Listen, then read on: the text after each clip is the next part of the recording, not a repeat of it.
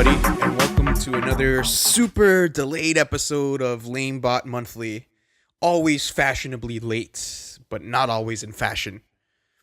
What I'm gonna be going over today is a quick and efficient way to make a video game style synth without having to actually sample a video game. So this opens stuff up for original tracks without having to worry for sample clearance and all that stuff. All I did was open up a new Ableton session, and as you can see, the only thing I have loaded right now is a drum rack, which I've aptly titled my drum skis. And this is just to give us a backing beat so we can start laying down some riffs and figuring out how we're going to make this happen. To the right of that, you'll see just a blank MIDI track, and this is where the magic will happen. The first thing we're going to do is open up the little menu tab by clicking the small triangle on the upper left hand. Next, we're going to double click the instrument rack. This is going to turn the blank MIDI track we had into an instrument rack, and that's so that we can load several different instances of instruments to play as one. Let's go ahead and change the name of that track to VG Synth. And next, we're going to want to drag an instance of operator. This is Ableton's core synth engine, and it's how we're going to be making our new synth. So if we double click the icon in the middle here, it opens up the chain and we can see that we now have an instance of operator running in our instrument rack. We can hit Command R and rename it lows, as we're going to be working on the sub bass right now. First thing, we're going to change the actual wave pattern. Let's select Sine 8-bit. It's a pretty bland tone for now. To make it more bassy, let's go over to the oscillator here and drop it down a full octave or 12 semitones. You might need to put headphones on for the next part. Some of the frequencies may be a bit too low for speakers unless you're listening on monitors or some high grade ones. Let's just adjust the frequency until we get it sitting somewhere we like. Now we're going to turn the pitch envelope and shift it down another 12 semitones. Now this is finally sounding nice and fat, but don't worry, we're nowhere near done. Let's go ahead and add a second instance of operator to our instrument. You know what? I'm getting a bit ahead of myself here. Let's go back and fatten up the low bass sound a little bit. We can start by dragging a compressor to the lows, and very quickly we can adjust the ratio to 4:1 and lower the attack to be as fast as possible. Already this is sounding much better. Now let's look at the threshold, and here we will adjust the look ahead to 10 milliseconds. Right now I'm just figuring out some settings by ear and boosting the output and bringing down the knee so that we have a nice full low end sound with minimal signal dropout and clipping. Let's just change the release to auto and it should smooth this out a bit.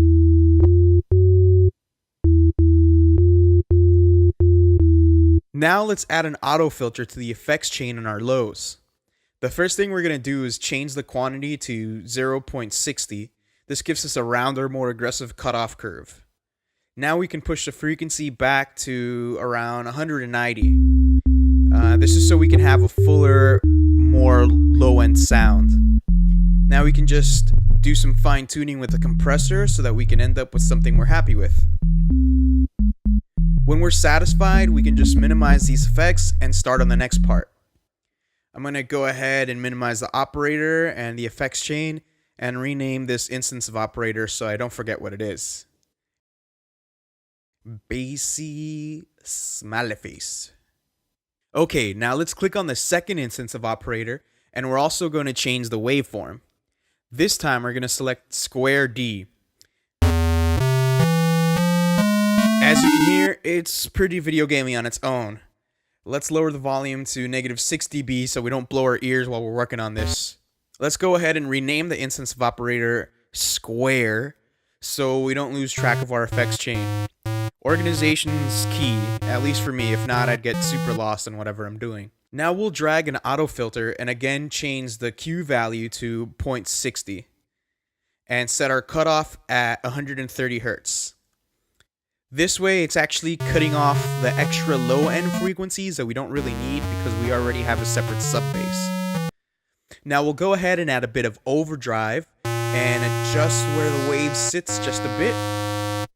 And next we're gonna add redux, change the downsample to soft, and drive it up to about 8 for more 8-bit sound. Now let's actually move the redux before the auto filter. The order of your effects does actually affect your sound, so just keep that in mind. Now we will adjust the sound as one complete synth.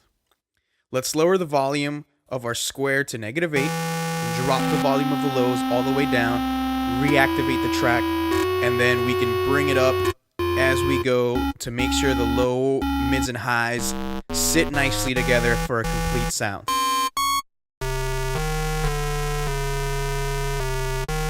Okay, it actually sounds pretty good at -9 and -8. Now let's adjust the actual track volume in accordance to our drum rack.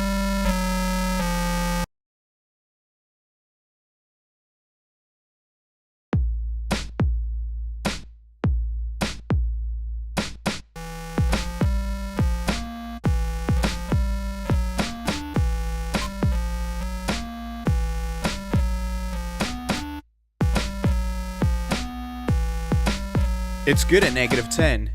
So now we can go ahead and record a simple riff so we can start building our macro effects.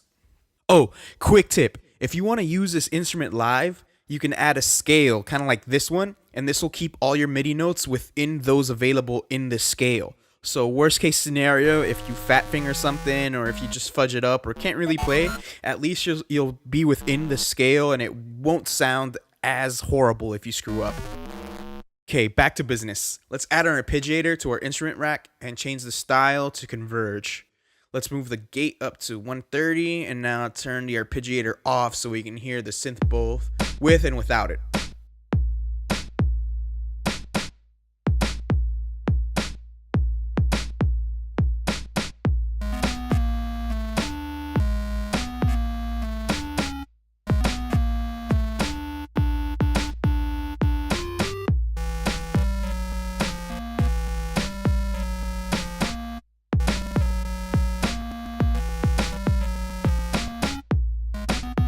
Okay, obviously the gate is too wide for the type of sound that we're going for, so let's move it back down to 50.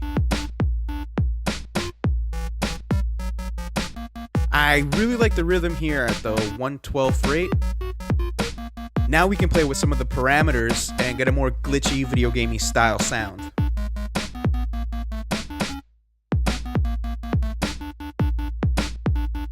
Okay, let's minimize the scale since we don't really need it right now, and open up macro knobs on the MIDI effects rack.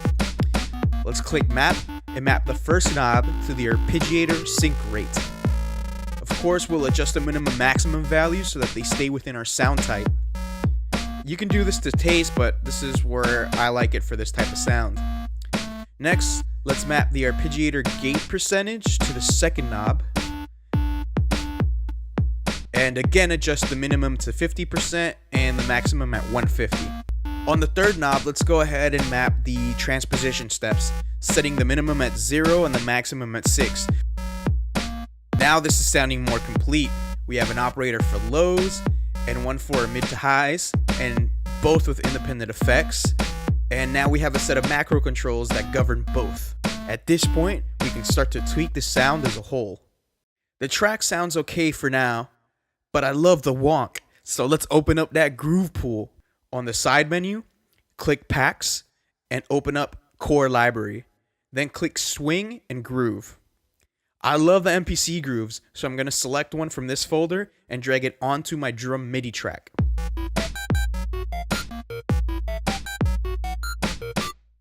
Now that's more of a nice groove, and we can have a little more fun with our macro knobs. Now that we're close to a finished product, we can start adding effects to our instrument as a whole. We're going to keep it simple, and we're just going to add a little flanger. Let's drop the attack all the way down and bring the envelope up to about 20%.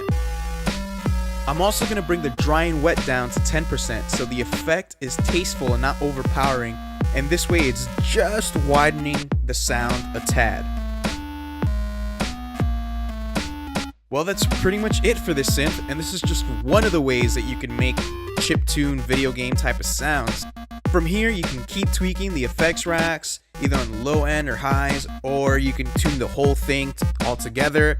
I would definitely encourage for you to go ahead and experiment and figure out new sounds and tricks for yourself. Now I'm going to leave you guys with some Mario visuals as I play the mastered version of the track we just made.